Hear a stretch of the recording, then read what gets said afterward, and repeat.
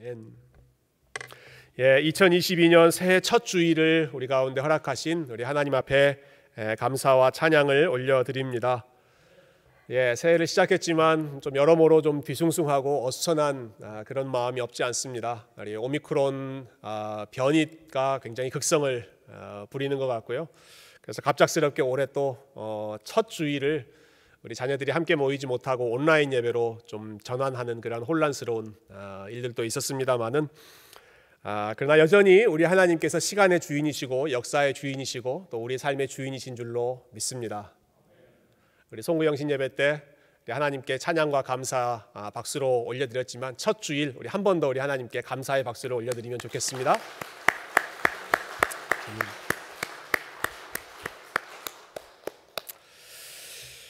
우리 새해가 되면 항상 여러분 개인적으로나 교회적으로나 또 한 해 동안 힘쓸 목표를 우리가 세우게 마련인데요. 올해 우리 교회의 표를 저희가 읽고 있는 이 디모데전서 말씀 중에 한 구절로 정했습니다. 몇 주 전에 함께 나눴던 말씀이죠. 디모데전서 4장 7절에 있는 말씀 올해 표로 정했는데 여러분 주보를 가지고 계시면 주보 제일 앞에 올해 표가 있습니다. 올 한 해 동안 적어도 표는 우리가 좀 기억하면서 한 해를 시작했으면 좋겠습니다. 2022년 표 경건에 이르도록 훈련하라. 디모데전서 4장 7절에 있는 말씀입니다. 경건에 이르도록 훈련하라. 아멘이시죠? 우리 그러면 오른손을 들고 표를 한번 우리 교회 스타일은 아니죠 이게. 표 제창하고 구호 외치는 거 좀 우리 교회 스타일은 아닙니다만은 그래도 새해 첫 주니까 여러분 저를 따라서 한번 우리 표를 제창해 볼까요? 경건에 이르도록 훈련하라. 우리 한 번 더 외쳐봅시다. 경건에 이르도록 훈련하라. 올 한 해 우리가 열심히 경건에 이르도록 훈련하는 한 해가 되었으면 좋겠습니다. 그러기 위해서는 먼저 경건이 무엇인가 하는 거 우리가 알아야겠죠. 경건이라는 것이 무엇일까? 우리가 자주 쓰는 단어이지만 사실 그 뜻을 구체적으로 이렇게 이것이다 라고 말하기가 참 애매모호한 좀 추상적인 개념이 경건입니다. 영어로 보면 이 경건을 이제 godliness라고 부르죠. 그래서 경건에 이르도록 훈련하라. 우리 영어로는 train yourself for godliness 이렇게 번역을 했습니다만은 godliness라는 게 또 뭘까? 물론 그 안에 이 God 하나님이 들어있는 거고 godly 그러니까 뭔가 하나님과 관련돼 있는 그러한 삶을 살아가는 것이 경건인 것 같습니다. 제가 이 경건이 무엇인가 하는 것을 어제 말씀을 좀 묵상하면서 좀 확실하게 또 다시 한번 좀 정리할 수 있었는데요. 우리 새해가 시작되면 항상 창세기 말씀 시작하잖아요. 그래서 창세기 1장부터 말씀을 읽는데 창세기 1장과 2장을 보면서 이게 경건이구나 하는 것을 확인할 수 있었습니다. 여러분 창세기 1장과 2장을 보시면 아주 특징적인 것이 거의 모든 문장이 하나님으로 시작합니다. 주어가 다 하나님이입니다. 하나님이로 시작합니다. 하나님이 이러이러이러한 것들을 만드셨다. 하나님이 이것을 말씀하셨다. 하나님이 이러이러한 복을 주셨다. 그리고 창세기 1장에 제일 많이 자주 반복적으로 나오는 구절이죠. 하나님이 보시기에 그 다음에 뭡니까? 좋았더라. 이 말씀이 계속 나오지 않습니까? 하나님이 보시기에 좋았더라. 그러니까 모든 행동, 모든 사건에 있어서 하나님이 주어 중심이 되시고 그리고 모든 일을 평가하는 데 있어서 하나님이 보시기에 좋았더라. 여러분 이것이 경건입니다. 하나님을 모든 일의 중심에 놓고 살아가는 것이죠. 반대로 창세기 1장, 2장이 지나가서 3장부터 넘어가면 주어가 갑자기 바뀝니다. 다른 것들이 주어가 되기 시작합니다. 제일 먼저는 뱀이 말하였다. 그 다음에는 여자가 말하였다. 그 다음에는 여자가 보았고 그가 보기에 좋았더라. 여러분 이게 창세기 3장의 내용들이죠. 자, 하나님이 주어여셨고 하나님으로 시작하고 그리고 하나님이 보시기에 좋았더라로 끝났을 때에는 모든 것이 완벽하고 모든 것이 조화로웠지만 다른 것들이 주어가 되고 그리고 다른 것들이 기준이 되었을 때 하나님 아니라 내가 보는 것이 좋았더라, 혹은 세상이 보기에 좋았더라, 이렇게 되면 모든 경건이 흐트러지는 것이죠. 자, 그러니까 경건을 우리 한번 정리해 보십시다. 경건, godliness라고 하는 것은 무엇인가? 하나님을 우리 삶의 모든 영역에 중심으로 두는 것. 우리의 생각과 우리의 마음과 그리고 우리가 하는 선택과 기준, 모든 일에 있어서 하나님을 중심으로 두는 것이 참된 경건인 줄로 믿습니다. 저와 여러분이 함께 걸어가는 이 2022년 새해가 우리 하나님을 중심에 두고 그리고 하나님 보시기에 기쁘다라고 평가를 받는, 하나님 보시기에 좋은 복된 한 해가 되시기를 주님의 이름으로 축원드립니다.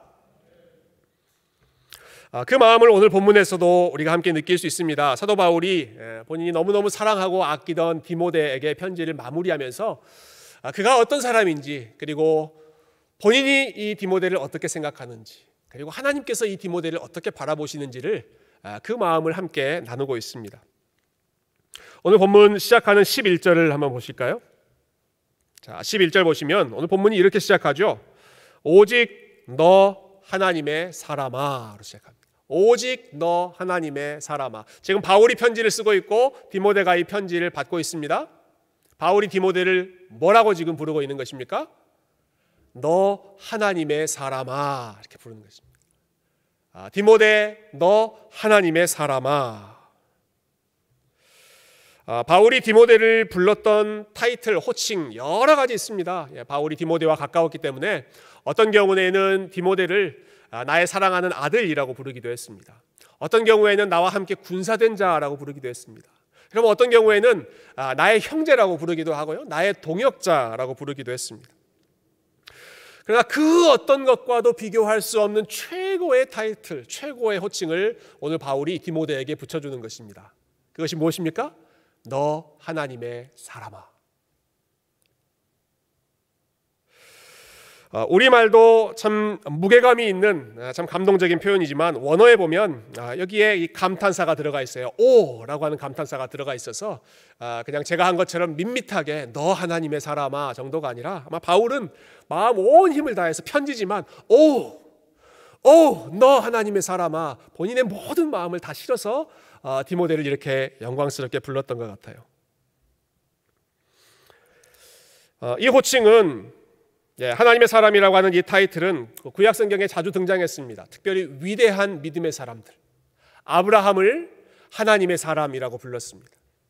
모세를 하나님의 사람이라고 불렀습니다. 엘리야, 다윗, 이런 사람들을 하나님의 사람, 하나님의 마음에 합한 사람, 이렇게 불렀습니다. 근데 바울이 지금 이 디모데를 그와 같은 믿음의 위인들, 레전드의 반열 위에 끌어올리는 것입니다. 디모데, 너 하나님의 사람아. 아브라함 같은 사람, 모세와 같은 사람, 다윗과 엘리야 같은 그 하나님의 사람, 디모데, 너도 그런 사람이다. 여러분, 이 호칭을 디모데가 처음 받았을 때 어떤 마음이었을까요? 사도 바울이 디모데를 향해서 너 하나님의 사람아 라고 불렀을 때 디모데는 어떤 느낌이었을까요? 여러분, 누군가 여러분을 하나님의 사람아 라고 부르시면 여러분 어떤 마음이 느껴지시겠습니까? 잘 모르시겠으면 옆에 계신 분을 한번 하나님의 사람아 이렇게 한번 불러보시겠어요? 시작. 하나님의 사람아. 자신이 없죠. 자신이 없습니다. 말하는 사람도 어색하고 듣는 사람도 부끄럽고, 아니 내가 어떻게 나 같은 게 어떻게 하나님의 사람인가, 그런 생각 아마 느껴지실 것입니다. 여러분, 디모데가 느꼈던 감정이 저는 이와 똑같은 비슷한 감정이었을 거라고 생각합니다. 자기 자신의 모습을 보면 아브라함, 모세, 다윗, 엘리야 그에 비견할 수 있는 그런 모습이 아니었기 때문에 그렇습니다. 디모데의 상황 잠깐 생각해 볼까요? 여러분, 디모데는 출신이 평범하지 않은 사람입니다. 디모데는 아버지는 그리스인이었고 어머니는 유대인이었죠. 지금이야 국제적인 결혼도 많고 또 혼혈에 대한 어떤 편견들도 많이 사라졌습니다만은, 여러분, 이 당시는 피가 섞인다라고 하는 것이 전혀 좋은 평가를 받지 못하는 상황이었습니다. 그리스인들은 그리스인들 나름대로 우리가 최고의 민족이다라고 생각했고요, 유대인들은 유대인들 나름대로 우리야말로 하나님의 선택된 백성이다, 그렇게 자기 자신을 드높였죠. 그 상황 속에서 디모데는 그리스인도 아니고 유대인도 아니고 어디에도 속할 수 없는 주변인, 어디에도 낄 수 없는 어정쩡한 그러한 위치에 있었습니다. 디모데의 그 상황을 여러분 잘 아시죠? 디모데는 나이가 어린 사람이었고 경험이 부족한 목회자였고 건강의 문제가 참 많이 있었던 사람입니다. 그래서 사도 바울이 편지를 쓰면서 너의 건강을 위해서 이러이러한 조치를 취해라 라고 친절하게 가이드라인을 줄 정도였죠. 또 디모데는 이런 여러 가지 조건들 때문에 마음이 참 소심한 유약한 사람이었던 것 같아요. 계속해서 사도 바울이 담대해라, 대장부처럼 네가 안수받을 때 받았던 그 하나님의 은혜를 소멸치 말아라, 계속해서 이렇게 격려하는 걸 보면 디모데의 마음 가운데 두려움, 소심함 이런 것들이 참 많이 있었던 것으로 보입니다. 여러분, 디모데가 봤을 때에는 하나님의 사람이라고 하는 호칭은 이 말을 하고 있는 사도 바울에게는 적합할지 몰라도 본인 자신에게는 이 호칭이 어울리지 않는다라고 생각했을 것입니다. 내가 어떻게 바울처럼, 아브라함처럼, 모세처럼 그와 똑같은 그러한 레벨, 그와 같은 반열에 설 수 있는가? 그러나 하나님께서 디모데를 이렇게 부르고 계신다라는 사실이 참 놀랍지 않으십니까? 디모데가 가지고 있는 여러 가지 인간적인 불리한 조건들도 있고 연약함도 있고 부족함도 있고 아주 경험도 부족하고 이제 막 목회를 시작하는 젊은 목회자이지만 하나님께서는 사도 바울의 입술을 통해서 디모데를 격려하시는 것입니다. 아니 너에 대해서 사람들이 뭐라고 하든지 간에 너는 하나님의 사람이다. 내가 너를 불렀고 내가 너를 선택했고 내가 너를 사용하고 있고 그리고 내가 너와 함께 있기 때문에 디모데 너는 누가 뭐라고 하더라도 하나님의 사람, 나의 사람이다. 여러분, 이렇게 하나님께서 영광스러운 말로 디모데를 부르고 계시는 것입니다. 지난 주일에 저희가 자족하는 마음이라고 하는 주제를 함께 나눴습니다. 자족에 대해서 함께 생각해 보면서 우리가 삶에 대해서 자족, 스스로 만족하지 못하게 만드는 가장 큰 장애물, 그 중에 하나가 비교하는 것이다 라고 말씀드렸습니다. 기억나십니까? 비교하는 것 때문에 우리가 자족하고 감사를 놓친다. 특히 우리가 잘 비교하는 대상에 대해서 제가 언급한 바가 있습니다. 우리가 비교할 때 우리랑 수준 차이가 많이 나는 사람하고 비교하지 않고 비슷한 상황에 있는 사람들하고 비교한다 말씀드렸죠. 그래서 그 예로 우리는 페이스북을 만든 페이스북의 창업자, CEO 그런 사람들하고는 비교하지 않고 페이스북에 나랑 친구로 엮여 있는 사람, 내가 아는 사람, 나의 가족, 나의 이웃 그 사람들과 주로 비교하면서 살아간다. 그런 말씀 드렸는데요. 자, 이렇게 설교하고 났더니 설교를 아주 깊이 열심히 들으셨던 우리 성도님 한 분이 아주 재밌는 피드백을 저에게 주셨어요. 목사님 말씀이 맞습니다. 정말 저 이제 비교하지 않고 살겠습니다. 페이스북에 있는 저의 친구들하고 비교하지 않고 앞으로는 페이스북 CEO하고만 비교를 하겠습니다. 자, 저희 교회 성도님들의 스케일이 이 정도일 줄은 몰랐습니다. 역시 제가 생각하는 건 고만고만한 비슷한 수준의 사람들 생각했는데 물론 재치 있게 재미있게 하신 말씀이겠죠. 근데 창업자 혹은 CEO 마크 저커버그 정도는 나의 비교 대상으로 돼야겠다. 그런 아주 재미있는 말씀을 해주셨는데요. 여러분, 그렇지만 페이스북 CEO하고도 여러분 비교하실 필요가 없습니다. 페이스북의 창업자인 페이스북이건 아마존이건 테슬라건 어떤 재벌이건 간에 그 사람들하고 비교해서 자족을 우리가 놓칠 필요가 없는 이유는 저와 여러분은 이미 하나님께서 너는 나의 사람이다, 너는 하나님의 사람이다 라고 말씀해 주셨기 때문입니다. 디모데에게만 주신 호칭이 아닙니다. 여러분, 에베소 교회 성도들에게 주신 호칭이고 그리스도 안에서 하나님을 아버지라고 부르고 하나님을 예배하고 있는 모든 성도들을 향해서 주시는 영광스러운 호칭이 너 하나님의 사람아입니다. 하나님께서 보시기에 좋은 사람, 하나님께서 중요하게 생각하는 사람 어떤 사람인가? 세상에서 엄청난 이름을 날리는 그런 사람이 아니라 하나님을 알고 하나님을 예배하고 하나님을 섬기는 그 사람이 하나님께서 주목하고 하나님이 기뻐하시는 사람이다라는 말씀이죠. 지난번에 우리 이 공간에서 성탄 감사 예배 우리 아이들과 함께 아주 흥겹게 예수님의 성탄을 함께 축하했습니다. 어린 자녀들이 했던 여러 가지 공연들 보면서 우리 많은 분들이 또 즐거워하셨고 기뻐하시는 그 감동이 아직도 생생한데요. 그 시간에 이 자리에 계셨던 분들은 아마 그 즐거움을 생생하게 기억하실 것입니다.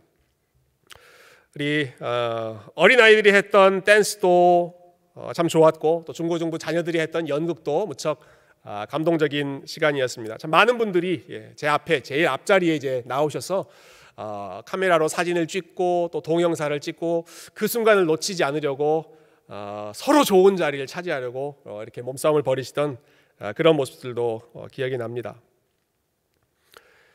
여러분, 그날 공연이 왜 그렇게 즐겁고 왜 그렇게 소중한 공연이었는지 그 이유를 혹시 아십니까? 여러분, 그날 공연이 왜 그렇게 좋은 감동이 있는 공연이었을까요? 내 자녀들이 하는 공연이었기 때문에 그렇습니다.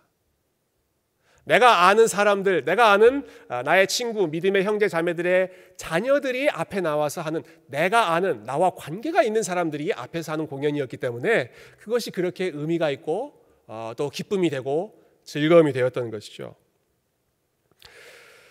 객관적으로 평가한다면 여러분, 그 공연보다는 브로드웨이에서 하는 뮤지컬이 훨씬 더 수준 높은 공연이고 TV에서 나오는 아이돌 그룹의 댄스가 훨씬 더 딱딱 맞는 멋있는 공연이었겠지만 그러나 나의 자녀들이 앞에서 공연하고 있는 모습을 볼 때 그 부모들의 또 우리 가족들의 마음은 그 어디에서도 찾을 수 없는 즐거움과 기쁨이 있었던 것이죠. 앞에서 율동이 좀 틀려도 앞에서 연기가 좀 어색해도 저희 막내 아이 같은 경우는 그날 계속 핸드벨 울리는 순서였는데 계속 다른 타이밍에 핸드벨을 울렸습니다만은 그래도 나와 내가 아는 그 자녀들이 하기 때문에 마음에 기쁨이 있었던 것입니다.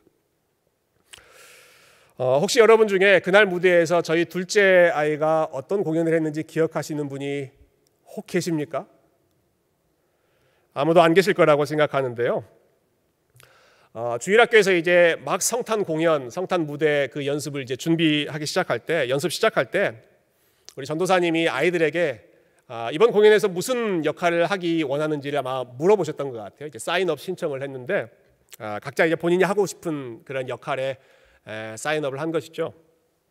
첫 번째 연습을 마치고 나서 저희 둘째 아이가 싱글벙글 웃으면서 저에게 아주 흥분하면서 이렇게 말했습니다. 아빠, 이번 크리스마스 공연은 너무너무 익사이팅 할 거예요. 기대하세요. 저는 그래서 주인공을 맡은 줄 알았습니다. 그래서 조심스럽게 선율아, 네가 맡은 역할이 뭐냐라고 물어봤더니 I'm so glad I'm a stone. 자기가 맡은 역할은 돌이래요. 돌. 돌? 아니, 연극에 무슨 돌이 나오나. 그래서 네가 하는 게 뭔데? 대사는 하나도 없고요. 그냥 앉았다 일어났다 하면 되는 게 제 역할이에요. 이렇게 이야기하더라고요.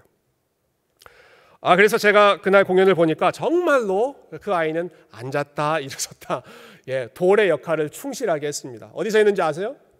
바로 여기 피아노 옆에 있는 요 구석에서 다른 아이들 대부분 무대 위에서 올라와서 무대 조명을 받고 있을 때 여기에서 그 큰 그 산 배경 뒤에서 돌 역할을 성실하게 앉았다 일어섰다 했습니다. 혹시 본인 자녀 중에 돌 역할을 하신 분이 계셨으면 여러분, 담임 목사의 아들도 똑같이 돌이었다는 사실로 위로를 받으시면 좋겠습니다. 예수님이 그렇게 말씀하신 적 있죠. 하나님께서는 돌을 들어서라도 찬양을 받으실 수 있다. 여러분, 진짜 돌이 Angels we have heard on high, 돌이 하나님 찬양하는 모습을 제가 그날 봤는데요. 혹시 그 모습을 보신 적이 있으십니까? 혹시 그 공연하는 제 아들의 모습 보신 분이 혹 계십니까? 이곳에 안 계신 분들도 못 보셨을 것이고 이곳에 오셨던 분들도 아마 거의 대부분 못 보셨을 것입니다. 여러분, 그 모습은 아버지만 볼 수 있는 모습입니다. 여러분, 그 모습은 다른 사람들은 모릅니다. 저기서 누가 뭘 하는지 아무도 알지 못합니다. 오직 요 앞에 앉았던 저만 거기를 보고 있었습니다. 오직 아버지만 아는 것이 자녀의 공연이고 자녀의 모습이고 자녀의 손짓 발짓 이런 것이죠.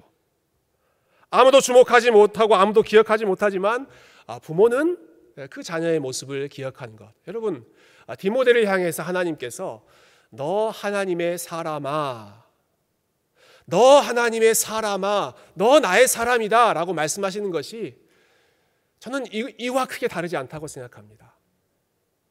그럼 디모데가 내세울 수 있는 것이 사실 뭐가 있습니까? 어리고 경험이 부족하고 여러분 그 어마어마한 도시, 그 큰 도시 에베소에서 디모데의 위치, 누가 디모데를 주목하고 있었겠습니까? 그러나 하나님은 디모데를 주목하고 계셨습니다. 하나님은 다른 사람들 주목하시는 것이 아니라 에베소를 이끌고 있는 기라성 같은 그런 사람들이나 로마 황제나 그런 사람들을 하나님이 지켜보고 계시는 것이 아니라 디모데, 너 하나님의 사람아, 내가 너를 지켜보고 있고 내가 네가 하고 있는 것을 기억하고 있고 내가 너의 삶을 통해서 기뻐하고 영광을 받고 있다. 여러분, 그것이 하나님의 사람으로 불림받는 저와 여러분의 특권이고 그리스도 예수 안에서 우리를 하나님의 자녀로, 하나님의 아들, 하나님의 딸로 불러주신 그 하나님의 영광스러운 은혜이고 사랑인 줄로 믿습니다. 여러분, 세상의 무대, 역사의 무대 안에 참 사람들이 얼마나 많은 사람들이 등장했다 퇴장했다가 참 주도적인 그런 역할을 합니까? 그러나 하나님께서 기억하고 하나님께서 주목하시는 사람은 하나님의 사람이고 하나님을 예배하는 사람이고 하나님을 사랑하는 사람이고 하나님과의 관계를 깊이 이어나가는 사람인 것을 기억하시고 여러분, 특별히 올 한 해 여러분이 살아가는 매 순간순간마다 내가 하나님의 사람이다. 내가 하나님의 사람이다. 세상이 나를 어떻게 보든 상관하지 않고 주변 사람들이 나에 대해서 뭐라고 생각하고 평가하고 여러분 그것은 중요하지 않습니다. 하나님이 우리를 어떻게 보시는가? 하나님이 저와 여러분을 향해서 너는 내 사람이다. 너는 내가 기억하고 내가 주목하는 사람이다 라고 말씀하시면 그럼 그걸로 다 끝난 것 아니겠습니까?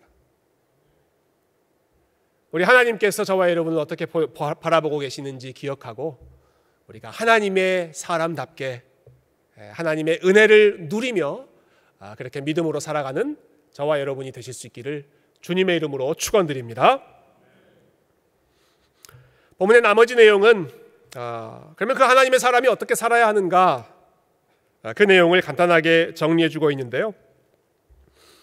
11절과 12절 말씀 먼저 한번 살펴보십시다. 11절과 12절 우리 한번 같이 말씀 읽어볼까요? 11절 12절입니다. 시작. 오직 너 하나님의 사람아, 이것들을 피하고 의와 경건과 믿음과 사랑과 인내와 온유를 따르며 믿음의 선한 싸움을 싸우라. 영생을 취하라. 이를 위하여 내가 부르심을 받았고 많은 증인 앞에서 선한 증언을 하였도다. 아멘.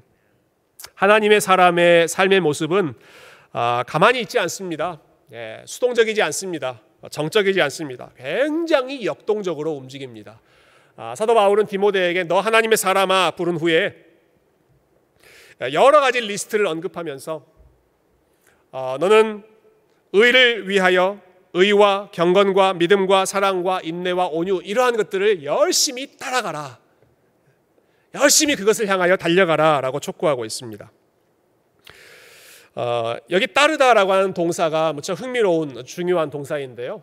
헬라어로는, 그리스어로는 이 단어가 디오코라고 하는 단어인데 이 단어가 왜 중요한가? 바울이 절대로 잊을 수 없는 단어가 바로 이 디오코라고 하는 단어이기 때문에 그렇습니다. 여러분 잘 아시는 것처럼 바울이 예수님 만나기 전에 교회를 핍박하기 위해서 여기저기 분주하게 달려다니지 않았습니까? 그러다가 예수님 만나죠. 예수님이 바울을 만나고 나서 처음 예수님의 입에서 나왔던 말 첫 마디가 사울아 사울아 네가 왜 나를 핍박하느냐 였습니다. 거기에서 나오는 핍박하다라고 하는 단어가 헬라어로 디오코입니다. 사울아 네가 왜 나를 디오코하고 있느냐. 여기서 말하는 디오코는 존경하는 마음으로 따라가는 것이 아니죠. 어떤 목표를 향해서 아주 집요할 정도로 추적하면서 따라가는 것이 그 디오코라고 하는 단어였는데 바울이 주님 만나기 전에 그와 같이 세상을 향하여 그리고 주님을 대적하기 위해서 아주 집요하게 쫓아갔다라고 하는 것이죠. 그랬던 바울이 주님을 만난 후에는 그러나 이번에는 정반대 의미로 주님을 디오코 하기 시작했습니다. 빌립보서 3장에 있는 말씀인데요, 아주 유명한 말씀이죠. 우리가 새해를 시작할 때 자주 읽고 또 묵상하는 말씀입니다. 13절과 14절 제가 읽어보겠습니다. 형제들아, 사도 바울이 빌립보 교회 성도들에게 하는 말씀입니다. 나는 아직 내가 잡은 줄로 여기지 아니하고 오직 한 일, 즉 뒤에 있는 것은 잊어버리고, 뒤에 있었던 것, 지나간 일은 내가 다 잊어버리고 앞에 있는 것을 잡으려고 표대를 향하여 그리스도 예수 안에서 하나님이 위에서 부르신 부름의 상을 위하여 달려가노라. 마지막 동사가 어떤 단어죠? 달려간다라고 하는 동사이죠. 이 단어도 헬라어로 디오코입니다. 디오코. 표대를 향하여, 이제는 그리스도를 향하여, 이전에는 내가 그리스도를 핍박하기 위해 달려갔지만 이제는 그리스도를 붙잡기 위하여, 그리스도를 사랑하기 위하여, 그리스도를 높이기 위하여 표대를 향하여 내가 달려가겠노라. 그 똑같은 단어를 오늘 사용합니다. 디모데를 향해서 하나님의 사람 디모데여 디오코 하십시오. 의를 디오코하고 경건을 따라가고 믿음과 사랑과 인내와 온유, 이러한 모든 하나님이 기뻐하시는 그러한 모습, 성품을 향해서 열심히 그 표대를 향하여 달려가십시오. 그것이 하나님의 사람의 합당한 모습입니다. 가르치는 것이죠. 이어지는 말씀 역시 마찬가지입니다. 믿음의 선한 싸움을 싸우고 영생을 취하라. 싸우고 뛰어가고 영생을 꽉 붙드는 역동적인 그러한 동사들을 사용하고 있는데요, 여기 영생을 취하다, 영생을 붙잡아라 라고 하는 말은 지금 디모데가 영생이 흔들리는, 그러한 믿음이 흔들리는 상황이기 때문에 이런 말씀을 하는 것이 아니라, 여러분, 영생이라고 하는 것은 예수 그리스도를 아는 것, 하나님을 알아가는 것입니다. 요한복음 17장 3절 말씀 보시면 예수님께서 영생의 의미를 너무 분명하게 설명해 주셨죠. 영생은 곧 유일하신 참 하나님과 그가 보내신 자 예수 그리스도를 아는 것입니다. 하나님을 아는 것, 예수 그리스도를 아는 것, 그것이 영생이기 때문에 하나님의 사람 디모데여, 그것을 붙잡으십시오. 하나님을 더 알기 위해 달려가십시오. 예수 그리스도를 더 높이기 위해, 닮아가기 위해 달려가십시오. 영생을 붙잡으십시오. 이와 같은 경건의 삶을 한 번 더 격려하기 위해서 바울은 디모데에게 그토록 우리가 따라가야 할 예수님이 어떤 분이신지를 한 번 더 확인해 주고 있습니다. 13절과 14절 말씀 마지막으로 제가 읽어보겠습니다. 13절과 14절입니다. 만물을 살게 하신 하나님 앞과 본디오 빌라도를 향하여 선한 증언을 하신 그리스도 예수 앞에서 내가 너를 명하노니 우리 주 예수 그리스도께서 나타나실 때까지 흠도 없고 책망받을 것도 없이 이 명령을 지키라. 여기 보면 예수님에 대해서 두 가지 내용이 나옵니다. 첫 번째는 예수님 어떤 분이신가? 본디오 빌라도를 향하여 선한 증언을 하셨던 분이십니다. 본디오 빌라도가 어떤 사람입니까? 예수님, 무죄한 예수님을 죄인이라고 정죄하고 예수님에게 십자가를 지웠던 사람, 예수님에게 십자가 죽음을 언도했던 사람이 본디오 빌라도입니다. 즉 본디오 빌라도 앞에서도, 그 십자가 앞에서도 선한 증언을 멈추지 않으셨던 주님, 아무리 하나님의 사람으로 살기 어려운 그런 상황이라고 하더라도 끝까지 하나님을 경외하는 마음으로, 하나님을 중심으로 그 믿음을 완주하셨던 우리의 믿음의 주요, 온전케 하신 믿음의 챔피언 그 예수 그리스도를 기억하며 따라가라는 것이죠. 그리고 마지막으로는 예수님이 어떤 분이신가? 우리 주 예수 그리스도께서 나타나실 때까지 우리 주님은 다시 나타나시는 분이시다. 본디오 빌라도 앞에서 심판을 받고 십자가에서 죽으시는 것이 예수님의 마지막 모습이 아니라, 예수님은 어떤 분이신가? 예수님은 다시 나타나시는 분이시고, 나타나시면 무엇을 하시는가? 산자와 죽은 자를 심판하시겠다 말씀하셨고, 의인과 악인에게 합당한 심판을 내리실 것이고, 의인들에게는 하나님의 은혜의 심판, 주님을 사랑하는 마음으로 끝까지 믿음의 길을 디오코했던, 그 믿음의 경주를 완주했던 사람들에게는 착하고 충성된 종이라고 하는 우리 하나님의 인정과 의의 면류관, 영광의 면류관을 주시기로 약속하셨던 그 주님이 나타나실 때 그 주님을 기다리는 마음으로 멈추지 말고 이 믿음의 경주를 걸어가자. 여러분, 이것이 하나님의 사람으로 디모데에게 주신 명령이고, 그리고 동일한 하나님의 사람으로 부름받은 저와 여러분이 올 한 해 힘써 걸어가야 할 우리의 삶의 목표인 줄로 믿습니다. 사랑하는 성도 여러분, 2022년 새해를 시작하시면서 저와 여러분의 마음 가운데 이 분명한 목표 한 가지를 저희가 우리 마음의 중심에 다시 한번 확인했으면 좋겠습니다. 경건을 위하여 훈련하되, 그 경건이라고 하는 것은 무엇입니까? 하나님을 우리의 모든 삶의 중심으로 놓는 것이고, 우리의 삶의 목표 되신 예수 그리스도를 향하여 멈추지 않고 계속해서 달려가는 것입니다. 상황이 쉽지 않지만 여전히 참 어려운 그러한 일들, 또 이 일은 하나님께서 기뻐하시는 일이기 때문에 뒤집어 생각해 본다면 사단이 계속해서 방해하고 공작하는 그러한 일들이겠지만, 그럼에도 불구하고 본디오 빌라도 앞에서도 선한 증언을 멈추지 않으셨던 분이 우리의 주님이시기 때문에, 그리고 저와 여러분을 볼 때마다 저와 여러분을 향해서 쉼없이 계속해서 너 하나님의 사람아, 너 하나님의 사람아, 잘하고 있다, 계속해서 따라와라 격려하시면서 초청하시고 우리를 붙들어 주시는 분이 주님이시기 때문에, 여러분, 그 주님을 사랑하는 마음으로, 그리고 그 주님을 소망하는 마음으로 올 한 해도 열심히 주님을 향하여, 표대를 향하여 전진하고 달려가는 우리 하나님의 사람들이 다 되시기를 주님의 이름으로 축원드립니다.